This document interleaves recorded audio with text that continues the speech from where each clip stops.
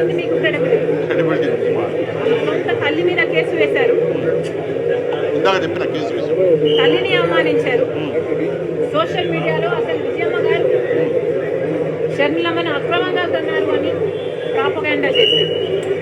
విజయమ్మ గారు షర్మిలని అక్రమంగా కన్నారు అని చెప్పేసి ప్రాపగండా చేసి ఈ విషయం ఆమె చెప్పుడు అవసరమా? ఇక్కడ సోషల్ మీడియాలో ఎవడో గాడిద నా కొడుకు, ఎవడో పనికిమాల నా కొడుకు ఆడు ఎవడన్నా రాసుకుని ఉండొచ్చు, అది వాడి సంస్కారం, అది వాడి పుట్టుక.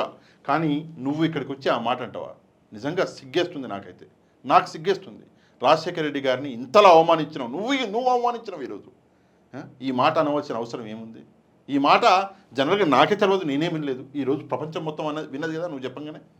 నిజంగా సిగ్గేటేదే ఈ మాట చెప్పనీకి. ఎందుకంటే ఓటు కోసమా ఇంతలా దిగజారాలా? అవసరమా? ఈరోజు ఉంటే రేపు పోయే పదవి, ఆ పదవుల కోసం ఈరోజు చస్తే రేపటి కర్మకాండలు, ఈ జీవితం కోసం చనిపోయిన తల్లిదండ్రులను కూడా అవమానించడం తండ్రిని అవమానించడము, బతుకున్న తల్లిగారిని అవమానించడం అవసరమా? ఎంత నిస్సిగ్గుగా చేసి. అంటే నేను అనేది ఏంటంటే రాజకీయం చేయండి, రాజకీయం చేసి పోరాటం చేయండి ప్రజల కోసం, ప్రజల మంచి కోసం, ప్రజల బాగోగుల కోసం. కానీ ఇట్లా పోరాటం చేసి ఈ విలువలు లేని రాజకీయాలైనా మనందరం చూసేది. ఇట్లనా రాజశేఖర రెడ్డి గారిని అవమానించేది?